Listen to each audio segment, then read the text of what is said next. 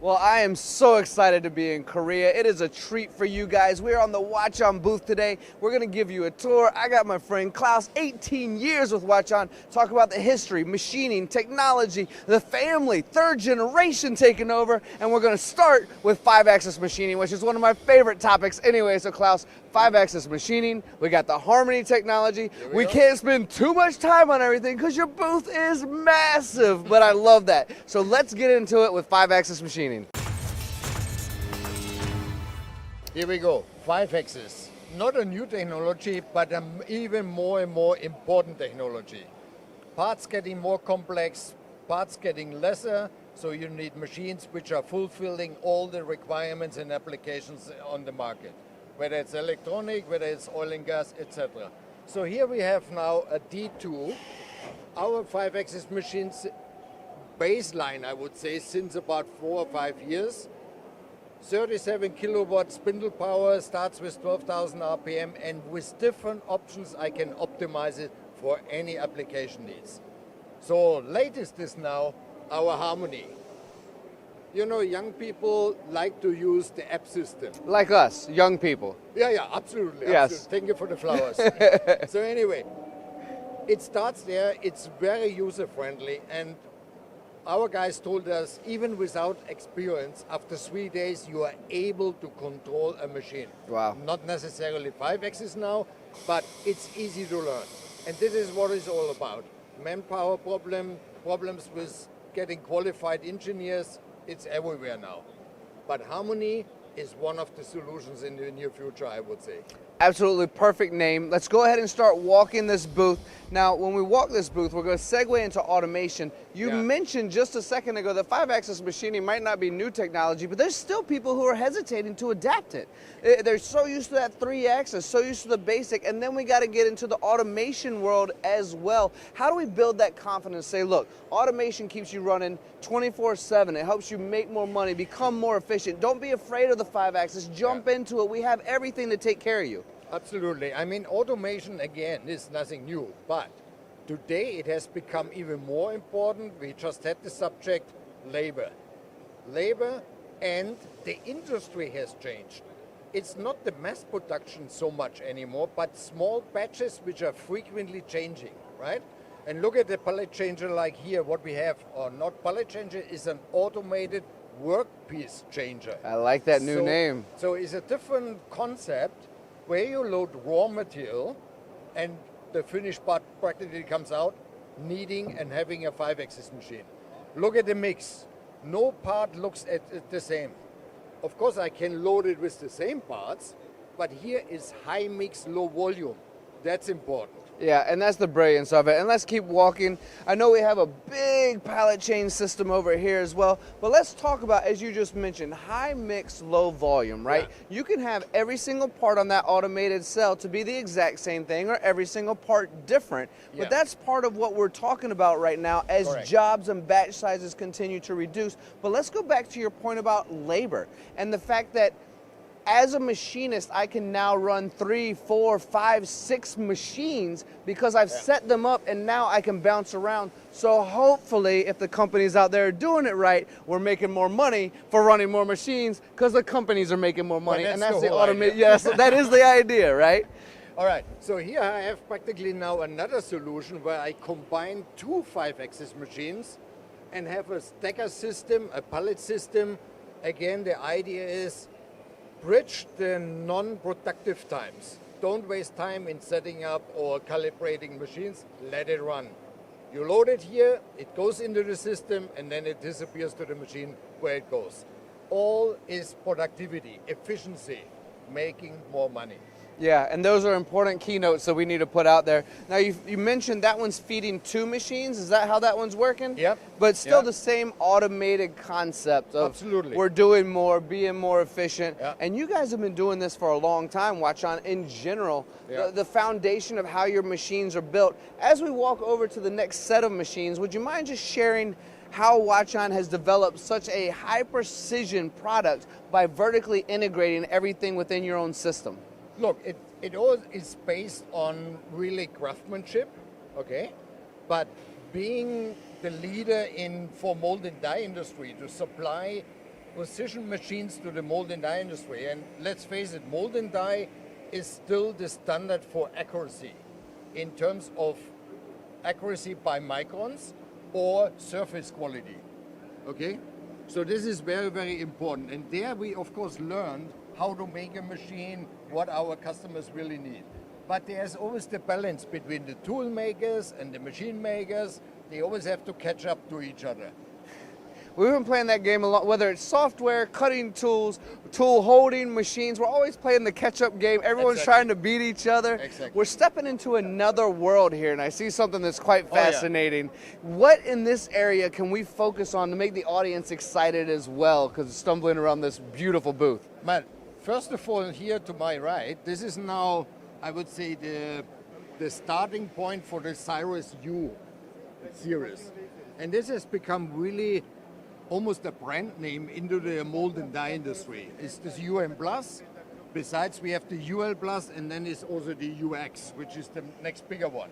However, every machine is made to achieve the highest accuracy, surface quality, and of course precision, right? So it's really fantastic machines. And again, remember what we said on the horizontal machine, spindle. That's the heart of the machine.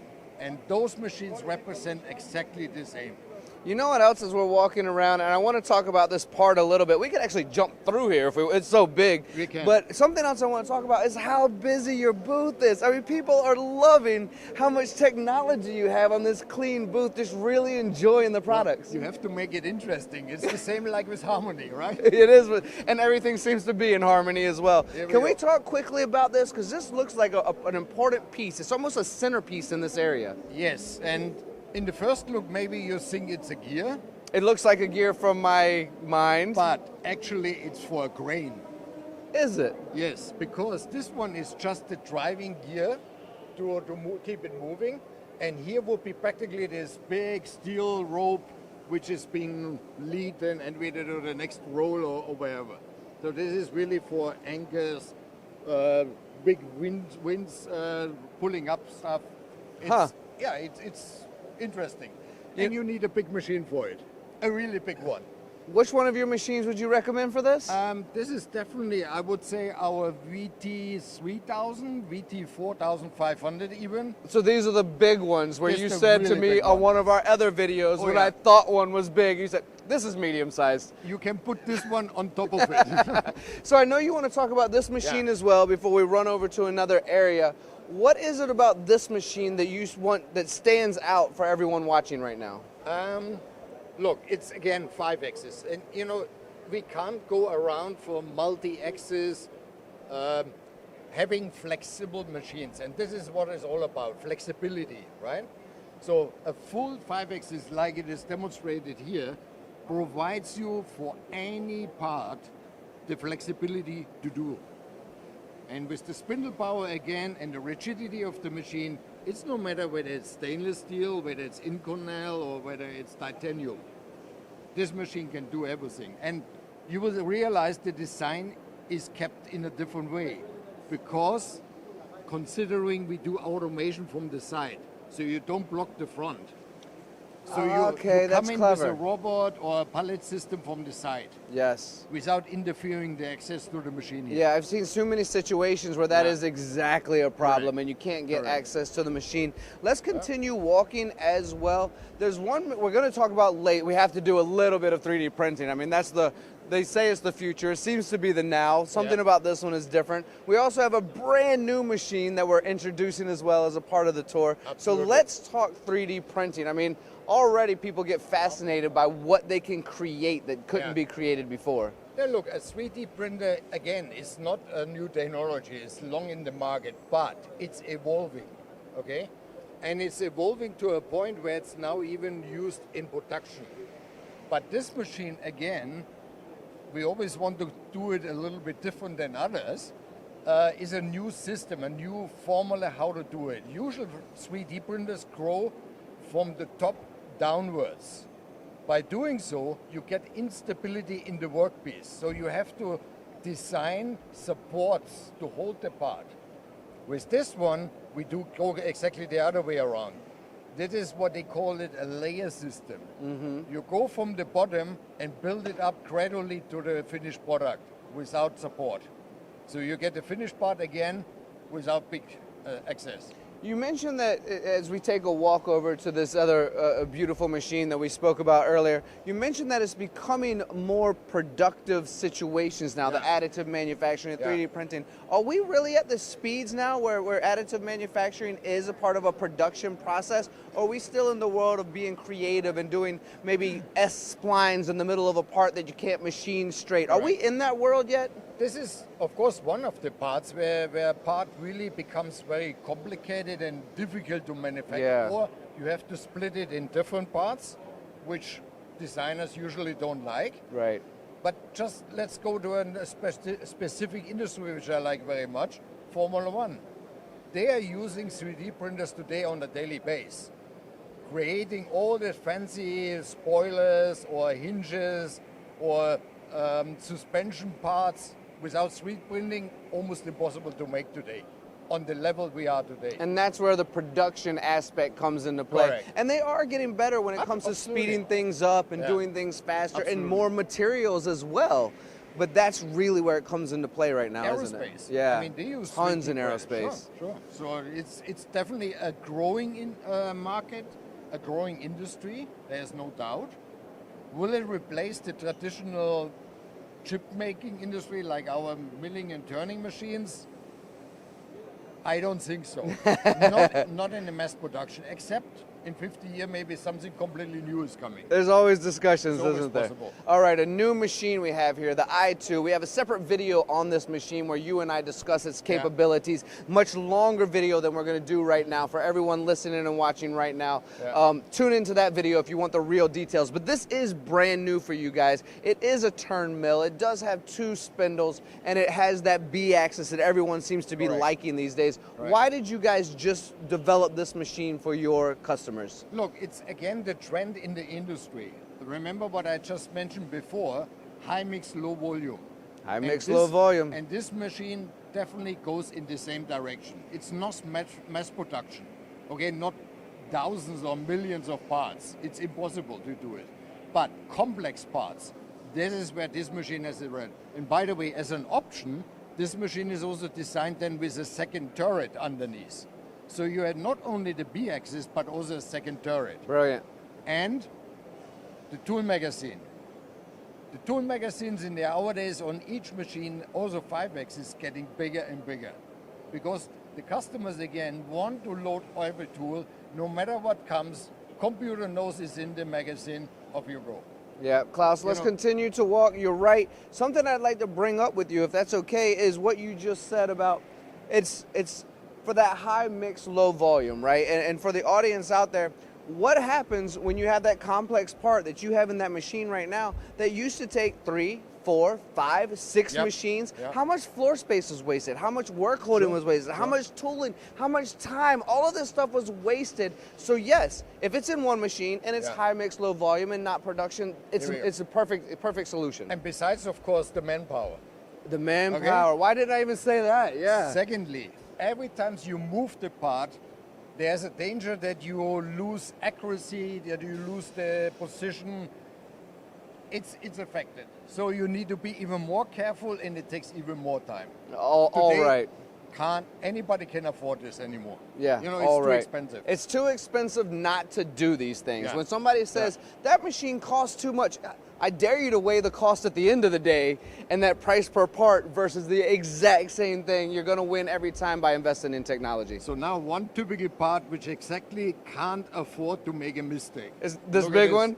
It looks simple, and this is actually the drive shaft for a windmill. And we all know the new energies, and windmill is a big part of it. Huge. 30, 40 years ago, wasn't available. Now we have it.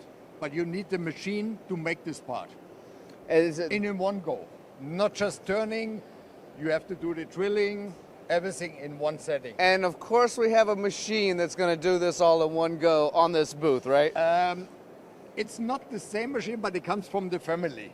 The family. The family. They're cousins of each other, right? Because this one will be too big. It's 120 ton. It's not, but this one, the one we're going to look at as we close this conversation out, is a good sized machine as well. Yeah, sure. It's the same range. You know what I'd like to bring up, if it's okay with you as well, Klaus? You and I have been doing this for quite a while. This the idea of being in machining. How much respect can we give to the folks that used to do that and some of these other parts almost manually, right? Yeah. What kind of industry really put this all together 100 years ago, That's 60 true. years ago? I mean, just kudos to all you old school machinists out there.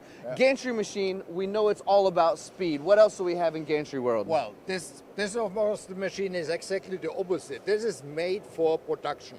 Okay? I load the parts, the raw parts into the magazine, the gantry loads it into the spindle, and the finished part comes out. But mass production.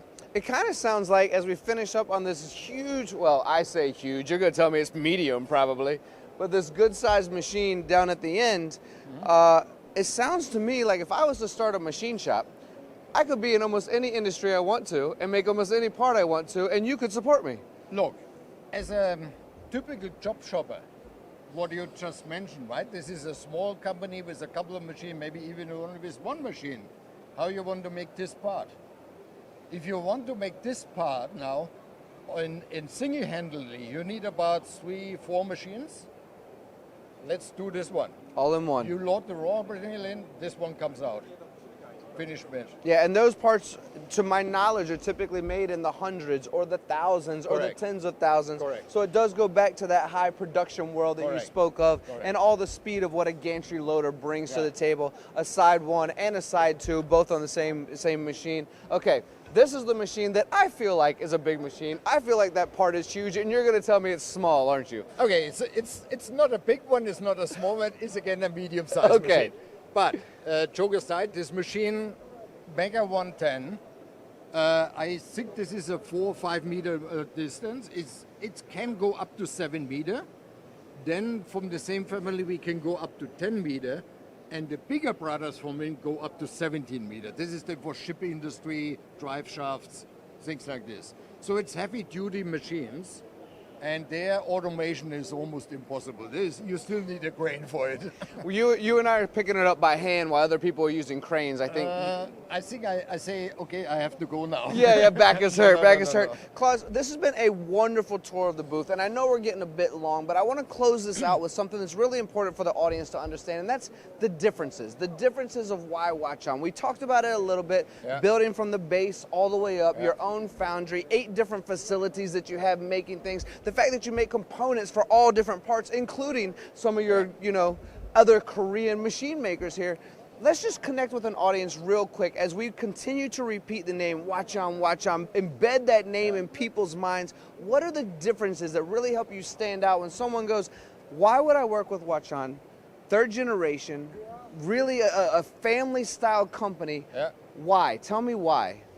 Look, one of the points, as I repeated before, is the mechanical structure, how our machines are made and put together. But a more important point comes now. When you buy machines from us, when you come from us, you become a really partner and customer and not a number. And I think that makes a big difference. Because people investing in this kind of machine, they need help later on. They need support later on. And preferably for me is always the best advertising if they come and buy a second machine, a third one, etc. So this is what it is. You need a partnership. Unfortunately, it goes lost a little bit in the industry because of the hectic where we are living in nowadays. But there's still a need of partnership, trust, and knowing he will help me if I need help.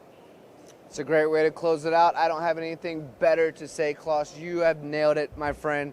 Every part of this conversation has been inspirational and informative, and I know the audience has enjoyed it as well. So thank you for sharing your time. Absolutely. Time is the most valuable commodity we can never manufacture or ever get back. So thank you for sharing it with us as well. I hope we've done you justice sharing this gorgeous Hwacheon booth with the world. Okay, great.